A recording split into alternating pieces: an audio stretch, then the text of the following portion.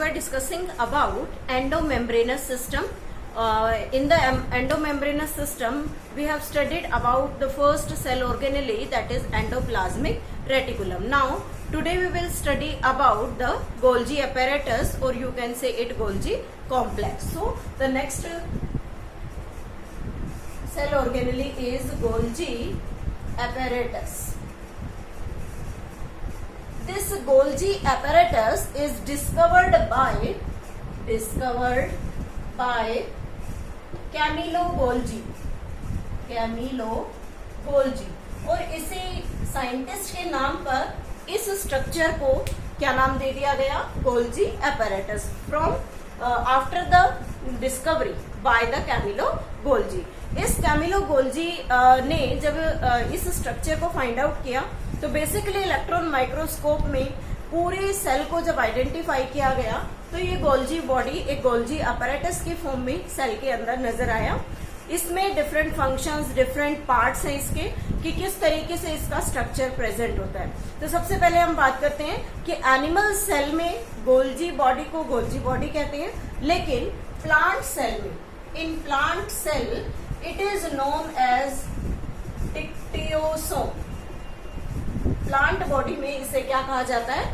Dictyosome. यानी कि plant cell में जब हम गोल्जी के स्ट्रक्चर को स्टडी करते हैं तो we have to study about the dictyosome, but the structure, function, all things are similar in it. So this is the difference between the Golgi as well as you can say the dictyosome, between the plant cell and the animal cell. First of all, this Golgi apparatus is made up of 4 types of components. जो Golgi का structure है वो 4 different components से मिलकर बना है, और वो 4 कंपोनेंट्स कौन कौन से हैं? सबसे पहले आता है इसमें सिस्टर्ना. सिस्टर्ना के बारे में हमने पहले भी एंडोप्लाज्मिक रेटिकुलम में पढ़ा था. These are unbranched tube like structure. Unbranched हैं, ट्यूब लाइक स्ट्रक्चर्स होते हैं, and they have the diameter of about 0.5 μm to 1.0 μm. This is about the diameter.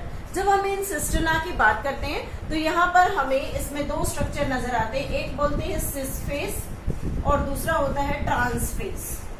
Sis face और ट्रांसफेस. अब ये दोनों स्ट्रक्चर्स क्या हैं जो हम सिस्टर्ना के अंदर देख सकते हैं? Cis face is also known as forming face.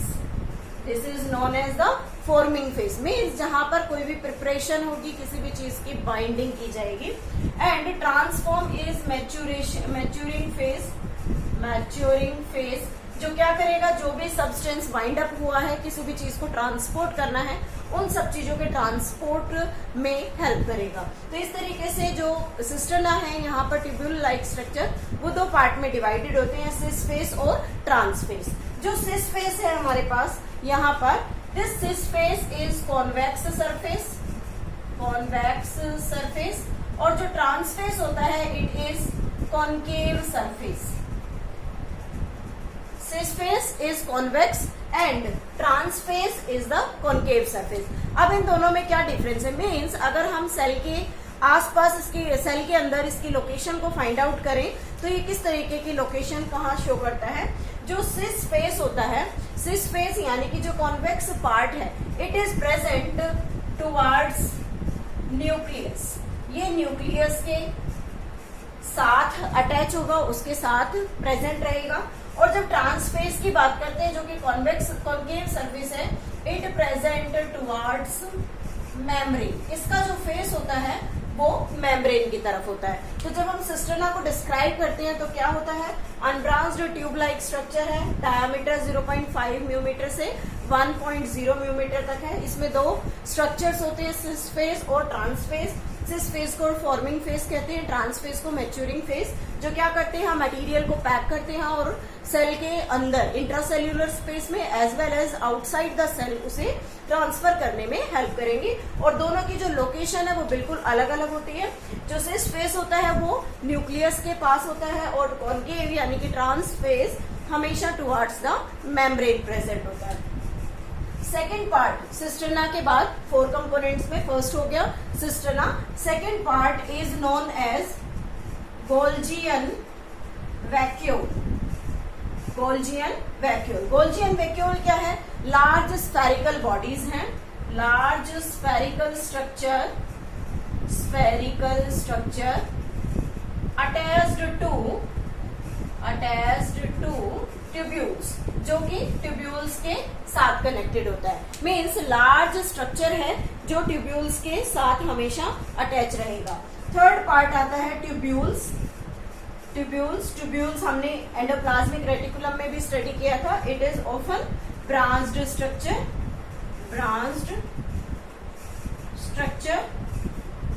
ये जनरली ब्रांच्ड स्ट्रक्चर्स होते हैं and these branch structures also associated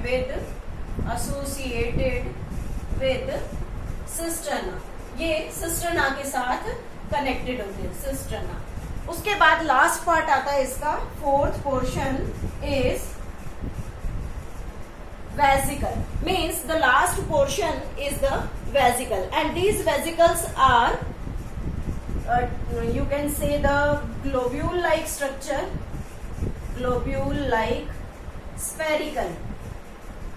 spherical structure which attached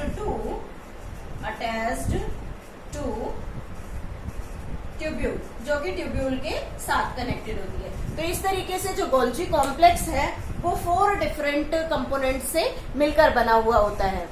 What about its structure, कि इसका स्ट्रक्चर कैसा होगा देखने में? देखिए यहाँ पर हमने जैसे अभी डिस्क्राइब किया था कि इसके अंदर सिस्टर्नास होते हैं। जो सिस्टर्नास हैं वो सभी अनब्रांच्ड स्ट्रक्चर्स की फॉर्म में प्रेजेंट होता है। और यहाँ हमने 2 सरफेसेस दिखाए हैं, एक कॉन्वेक्स और एक कॉनकेव। तो ये वाला जो सरफेस है that is the convex surface. तो इसको अगर हम कॉन्वेक्स सरफेस कह रहे हैं तो this is the cis face, ये क्या कहलाएगा? Cis face. और ये कॉनकेव साइड है तो इसे क्या कहेंगे? Trans face. तो इस तरीके से हम इन दोनों फेसेस को डिस्क्राइब कर लेते हैं। सिस फेस क्या है? जो कॉन्वेक्स साइड पर प्रेजेंट है और ट्रांस फेस कॉनकेव साइड पर प्रेजेंट है। उसके साथ ही यहाँ पर इस तरीके से छोटे छोटे वेसिकल्स बने हुए होते हैं। जैसे अभी हमने बात की थी कि जो सिस्टर्ना है उनके साथ वेसिकल्स अटैच होते हैं। और जब हम ट्यूब्यूल्स की बात करते हैं तो वो ट्यूब्यूल्स इसके नीचे की तरफ लाइक दिस, इस तरीके से ब्रांच्ड स्ट्रक्चर है। वो ब्रांच्ड स्ट्रक्चर यहाँ पर प्रेजेंट होता है कंप्लीट स्ट्रक्चर्स के साथ। और क्या करते हैं ये कि जो भी सब्सटेंस सिंथेसाइज होता है एंडोप्लाज्मिक रेटिकुलम जैसे प्रोटीन और लिपिड की फॉर्मेशन करता है, तो उन सब चीजों को पैक करके उन्हें intracellular space as well as outside the cell move कराने में हेल्प करते हैं। तो यहाँ पर अगर हम ड्रॉ करना चाहें तो हम यहाँ दिखा सकते हैं कि जैसे ये जो है वेसिकल तैयार हो गया, मैच्योर वेसिकल है and this mature vesicle consist of material in it. इसके अंदर मटेरियल ट्रांसफर कर दिया गया। अब ये ट्रांसफर कैसे होगा? जो सिस फेस होता है that is the forming face. तो ये क्या करेगा? सब चीजों को प्रिपेयर करेगा, यानी कि वेसिकल्स की फॉर्मेशन करेगा।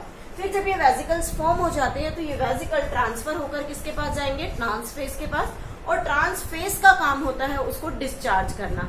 तो हम ये कह सकते हैं कि पैक करना और फिर उसे डिस्चार्ज करने का ओवरऑल काम किसके पास होता है? गोल्जी कॉम्प्लेक्स के पास होता है। Now what about their function? Next is function. First function, that is the most important function, is helps in packaging. Helps in packaging of material. Material को हमेशा पैक करके ट्रांसपोर्ट करने का काम करते हैं। Always coordinate with reticulum ER। Endoplasmic reticulum के साथ हमेशा मिलकर काम करते हैं। Next function, main function is cell secretion. This is the cell secretion. Main function is the cell secretion. अब जो ये सेल सिक्रीशन का मीनिंग है वो क्या है जैसे हमने यहाँ बात की कि जो सिस फेज होता है वो मटेरियल को एंडोप्लाज्मिक रेटिकुलम से गैदर करता है, इकट्ठा करेगा और फिर उसे ट्रांसफॉर्म करके यानी कि केमिकल मॉडिफिकेशन करता है, वेसिकल्स बनाता है, then they get transported to the trans face and after that trans face helps in the transportation of all these substance. इन सभी सब्सटेंस को ट्रांसफेज जो होता है वो मूव कराने में हेल्प करता है, यानी कि ट्रांसपोर्टेशन का काम करेगा। तो इस तरीके से जो स्ट्रक्चर है गोल्जी का मेन काम क्या हो गया, किसी भी मॉलिक्यूल को, किसी भी मटेरियल को ट्रांसपोर्ट करने का। नेक्स्ट आता है कि जब trans phase always discharge material to cell, we can say it inside or outside the cell। Cell में अंदर इंट्रासेल्यूलर या फिर सेल से बाहर किसी भी मटेरियल को ट्रांसपोर्ट करने का काम करता है। नेक्स्ट फंक्शन आता है इसका, helps in production of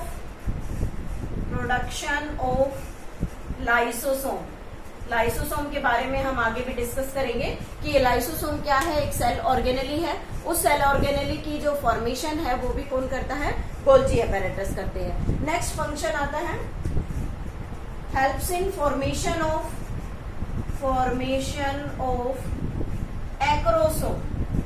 acrosome during spermiogenesis.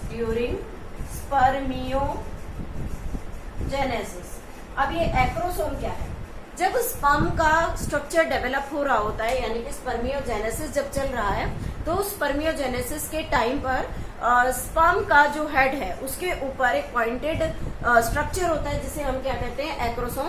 And this acrosome consist of various enzyme to digest the wall of the oospum, sorry you can say wall of the ovum, means जो female human ovum है उस ovum की जो hard walls है उनको fertilisation के दौरान remove करने, डाइजेस्ट करने में जो एंजाइम हेल्प करते हैं वो सारे एक्रोसोम में प्रेजेंट होते हैं। और इस एक्रोसोम के अंदर मेनली क्या प्रेजेंट होता है, गोल्जी कॉम्प्लेक्स प्रेजेंट होता है।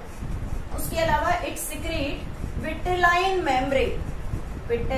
Membrane of ovum. Human case में फीमेल्स में जो फीमेल गैमेट बनता है दैट इज द ओवम, उस ओवम के चारों तरफ एक मेम्ब्रेन होती है that is known as vitelline membrane, जो प्लाज्मा मेम्ब्रेन के नियरेस्ट है। तो उस मेम्ब्रेन को सिक्रीट करने का काम भी कौन करता है, गोल्जी कॉम्प्लेक्स करता है। It also helps in formation of glycolipid and glycolipid और ग्लाइकोप्रोटीन्स को बनाने का काम भी कौन करता है, गोल्जी कॉम्प्लेक्स करता है। These are